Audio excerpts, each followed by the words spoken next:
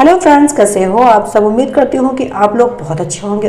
Annapurna Divya channel में एक बार फिर से मैं दिव्या आप लोग का बहुत बहुत स्वागत करती हूँ। दोस्तों, आज के वीडियो में हम लोग एक देवरानी जेठानी और सास की कहानी का श्रवण करेंगे, जिसमें देवरानी बहुत होशियार होती है और कैसे वो अपनी जेठानी को जगह जगह पे षड्यंत्र के तहत फंसाती रहती है।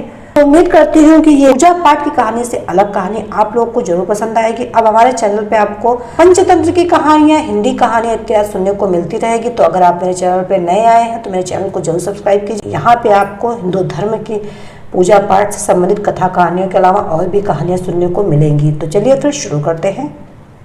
एक समय की बात है, एक गांव में एक कुशल परिवार रहता था। उस परिवार में सुधा जी नाम की एक वृद्ध महिला रहती थी।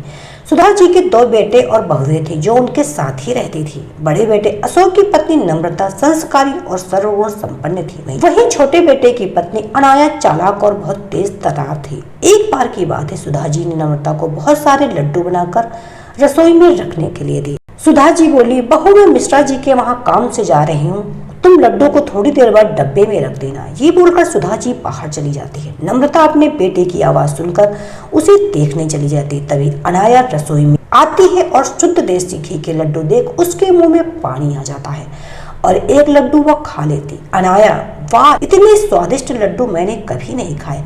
एक काम करती हूँ, सारे लड्डू डब्बे में रख लेती हूँ और एक प्लेट में ही छोड़ दूंगी, जिससे किसी को मुझ पर शक भी नहीं होगा और मैं आराम से खा पाऊंगी। वह लड्डू की प्लेट उठाकर डब्बे में भरकर चुपचाप अपने कमरे में ले जाती है और प्लेट में एक लड्डू वहीं छोड़ देती है और अपने कमरे में जाकर अनाया पेट भर लड्डू खाती है। पेट भर जाने पर लड्डू के डिब्बे को छुपा देती है। नम्रता अपने बेटे कार्तिक को सुला रही होती, तभी सुधा जी घर आ जाती है। सुधा जी, नम्रता, ओ नम्रता। नम्रता सास की आवाज सुनकर भागी हुई आती है। नम्रता, जी माँ जी, आपने मुझे बुलाया। सुधा जी, बेटा जरा चाय बना देना और हाँ, एक लड्डू भी लेते आना, एक तो खा लूंगी। नम्रता रसोई में जाती और लड्डू का खाली प्लेट देखकर चौंक जाती। नम्रता, लड्डू कहाँ गए? मैंने तो डिब्बे में नहीं रखे, प्लेट में तो एक लड्डू है, अभी माँ को बताती हूँ। नम्रता सुधा जी को जाकर बात बता देती है। नम्रता, माँ जी, लड्डू रसोई में नहीं, मैंने वहीं रखे थे पर अब नहीं है। सुधा जी, क्या लड्डू तो तेरे सामने ही बनाए थे, फिर कहाँ गए? नम्रता, पता नहीं माँ जी, कार्तिक रो रहा था तो मैं कार्तिक के पास चली गई, उसे सुला अभी आपकी आवाज सुनकर आ रही हूँ। सुधा जी रसोई में जाती हैं। अनाया लड्डू से भरा मुंह जल्दी जल्दी साफ करती और रसोई में आती। अनाया, क्या हुआ मम्मी जी, आप गुस्से में क्यों हैं? सुधा, बहू यहाँ लड्डू के प्लेट रखे थे, अब देखो उसमें एक भी लड्डू नहीं, पता नहीं कौन खा गया, शुद्ध घी के लड्डू थे। तभी अशोक और राहुल भी आ जाते हैं और रसोई से लोगों की बातों को देख दोनों रसोई की ओर जाते हैं। अशोक अपनी माँ से मजाक में कहता, माँ क्या हुआ? माँ, किस गहन विषय पर चिंतन चल रहा है? सुधा जी, अरे देखो ना बेटा, शुद्ध घी के लड्डू बनाए थे, पता नहीं कौन खा गया, अब इसमें से एक भी नहीं है। अनाया, आपके बाहर जाने के बाद तो नम्रता दीदी ही ना थे रसोई में, शायद कहीं उन्होंने ही इतना कहकर वो अपनी अधूरी बात छोड़ दी। नम्रता, अनाया ये क्या बोल रही है तुम? तो मैं तो कार्तिक के पास थी। सुधा जी और घर के सभी सदस्य अनाया की बात पर विश्वास कर लेते हैं और नम्रता के खिलाफ हो जाते हैं। सभी नम्रता को खूब सुनाते और वो रोने लगती। अनाया बहुत खुश होती और वो खुद से कहती, इन लोगों को बेवकूफ बनाना कितना आसान है। कुछ दिन बाद सुधा जी काजू और बादाम खरीद कर लाती और नम्रता को संभाल कर रख देने के लिए कहती। सुधा जी ये कहकर वहां से चली जाती। नम्रता काजू और बादाम के डब्बे को अलमारी में रख देती है। अनाया काजू बादाम का डिब्बा देख लेती और रोज मुट्ठी भर भर के खूब काजू बादाम खाती और इसी तरह एक हफ्ते में काजू बादाम खत्म हो गए। सुधा जी, अरे नम्रता, तुझे काजू बादाम लाकर दिए थे, तू तो दिखा भी नहीं रही कि कहाँ रख दिए, हमें भी दिखा दे, हम भी दर्शन कर ले, या मंदिर में रखकर तू उसकी पूजा करेगी? नम्रता, जी माँ जी, अलमारी में रखे, अभी लेके आती हूँ। ये बोलकर नम्रता रसोई में जाती और काजू बादाम का डिब्बा निकालती, पर डिब्बे में तो काजू बादाम ना के बराबर थे। ये देखकर नम्रता चौंक जाती और रोने लगती है।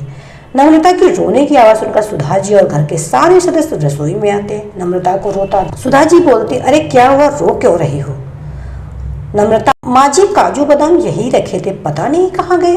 सुधा जी, क्या 4 दिन पहले ही तो लाई थी काजू बादाम का डिब्बा और खत्म भी हो गया।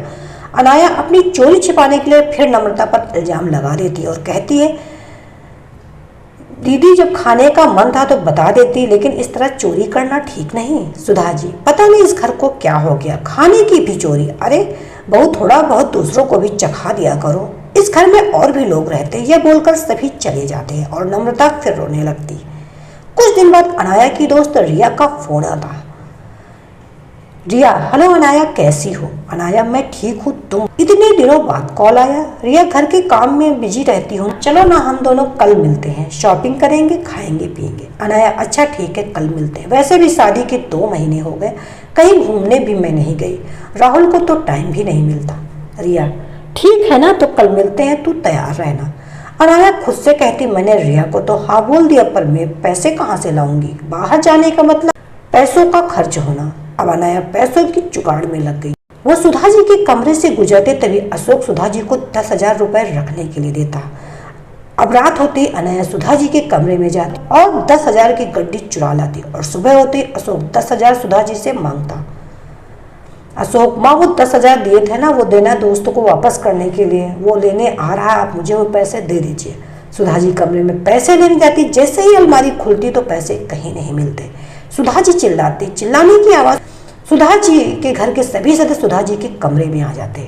अशोक, क्या हुआ माँ, अब क्यों चिल्ला रही और इतनी घबराई हुई क्यों हो? सुधा जी, मैंने यही 10,000 रखे थे, अब नहीं पे है, पता नहीं कहाँ चले। अशोक, नहीं है मतलब? माँ वो पैसे मेरे दोस्त के थे, वो लेने आ रहा, मैं कहाँ से लाकर दूंगा उसे? सुधा जी, कहीं ये काम बाहर के किसी आदमी का तो नहीं, लेकिन हमारे घर तो कोई आता जाता भी नहीं। अशोक, हाँ माँ आप सही कह रहे हो, मैं पुलिस को बुलाता हूँ। सुधा जी, हाँ ये ठीक रहेगा, हमारे घर कुछ ना कुछ चोरी हो रहा है, अब ये पैसे भी चले गए तो बुला ले बेटा पुलिस को। पुलिस का नाम सुनते ही अनाया घबरा जाती। अशोक का दोस्त पैसे लेना आता, यह देखकर नम्रता जल्दी से अपने कमरे में जाती और अपने बचाए हुए पैसे लाकर अशोक को दे देती। नम्रता के पास 10,000 देखकर सब लोग नम्रता पर शक करने लगते। सुधा जी, ये पैसे तुम्हारे पास कहाँ से आए बहू? नम्रता, माँ जी हमारे बचत किए हुए पैसे हैं। सुधा जी, बचत किए हुए या फिर चुराए हुए? देख बहू सच बता दे।